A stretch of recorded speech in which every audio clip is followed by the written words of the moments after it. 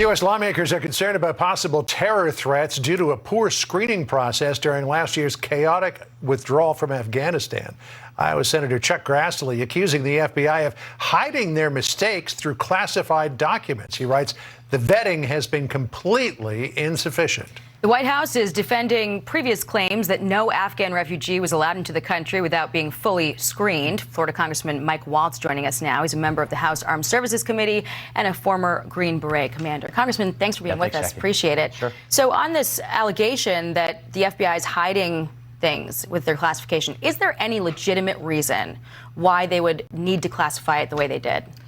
Well, hiding things behind classification is one of the oldest games in Washington, but I think it just is one more piece of evidence that speaks to the total and utter and complete lack of a plan that the Biden administration had when they made the withdrawal announcement. So not only did we get the absolute debacle that was that withdrawal and the stain on many veterans' consciousness, and veteran suicide and just moral injury is through the roof as a result of it. But look, it's we got the wrong people out in terms we don't know really all of these folks that we got out, and then we left 75,000 of the right people behind. And I think the biggest thing that that we're pointing to with the FBI is there's a fingerprint database. Every bomb, every IED, every weapon that we knew were in bad guys' hands, we pulled the fingerprints off. Meanwhile, we were fingerprinting many of the Taliban.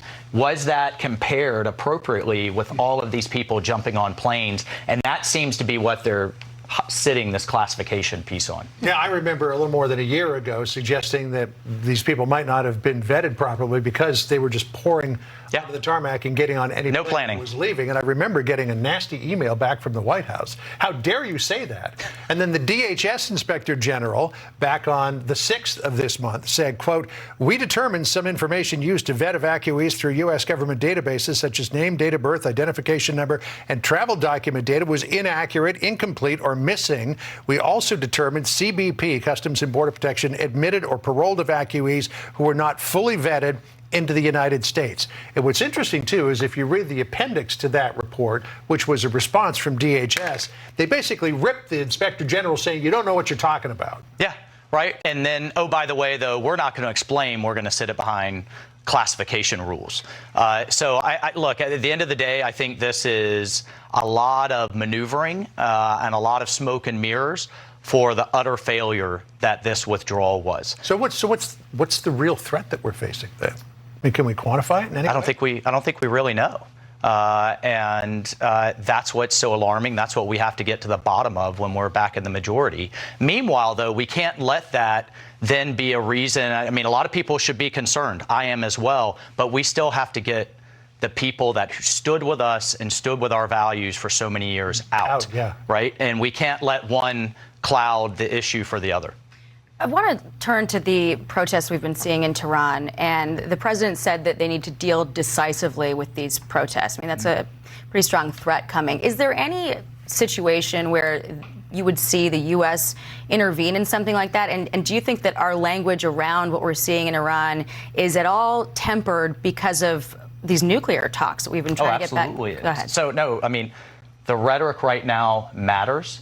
What we can't have is a repeat of 2009 when the Obama administration basically said and did nothing with the Green Revolution then, and those protests in Iran were subsequently crushed.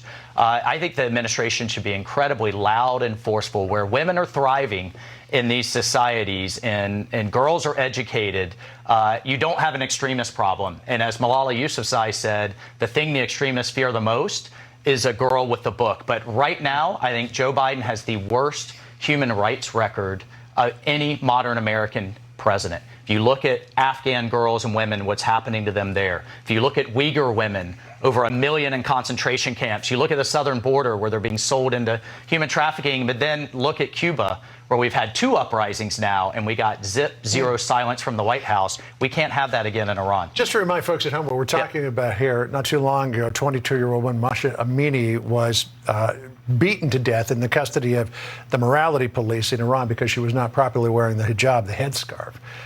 The suggestion is that the United States should dramatically change its policy toward Iran over this and do everything it can to support the nascent protest movement there, because if nothing happens, it's going to get crushed again like it has. Sanction the hell out of those responsible, John, and open the internet and keep it open. Elon Musk is trying to put Starlink in place. He needs help from the State Department and sanctions relief to actually get the terminals in.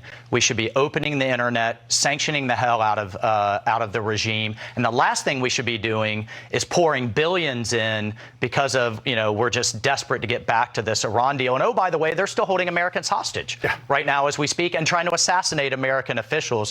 What's it going to take for this administration to say enough and start going back to maximum pressure?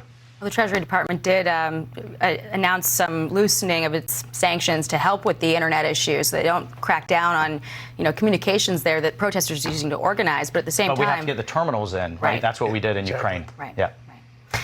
Well, we'll be watching. Michael, thank you for coming in. Appreciate it. Thanks, John. Good to see you.